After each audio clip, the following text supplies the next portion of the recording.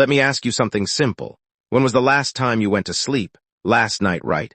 And when you woke up this morning, what was the first thing on your mind? Your phone, your schedule, what you had to do today. I want to suggest something that might change the way you look at that moment forever. Every time you sleep, you are experiencing a rehearsal of your own death. That is not a metaphor. That is not poetry. That is what Allah himself tells us. In Surah Az-Zumar, Allah says, Allah takes the souls at the time of their death, and those that do not die during their sleep. Then he keeps those for whom he has decreed death and releases the others for a specified term. Indeed, in that are signs for a people who give thought.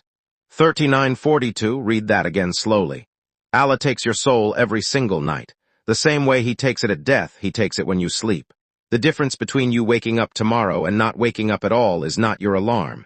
It is not your health. It is not luck. It is only because Allah chose to return your soul to you. That is the only reason you are reading this right now. The Prophet understood this deeply.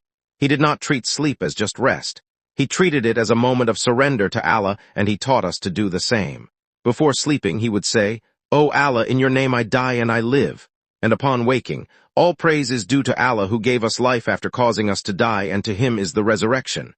He did not say, "I went to sleep and woke up." He said, "I died. And Allah brought me back."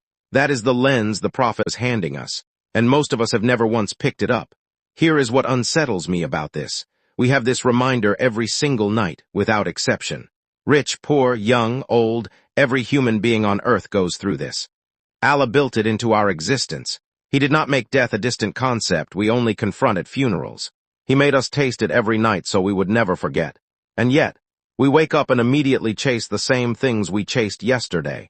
The same distractions, the same attachments, the same habits we told ourselves we would fix someday. We treat every morning like a continuation of life rather than what it actually is, a gift we were not guaranteed. The Prophet said to remember frequently the destroyer of all pleasures, death. And I used to read that Hadith and think it was about fear, about making yourself sad so you behave better.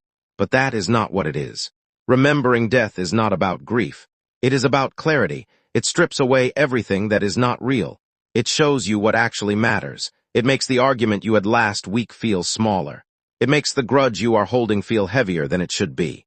It makes the salah you keep delaying feel urgent in a way nothing else can.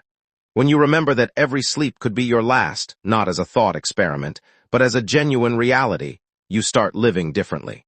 So I want to leave you with the question that I keep coming back to myself. Are you preparing for a world you are going to leave, or for the one you are going to stay in forever?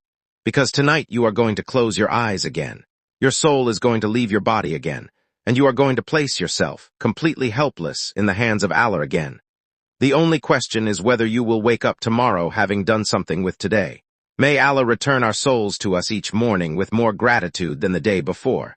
May He make us among those who remember Him before the final sleep, the one from which none of us return to this world. In sleep, in waking.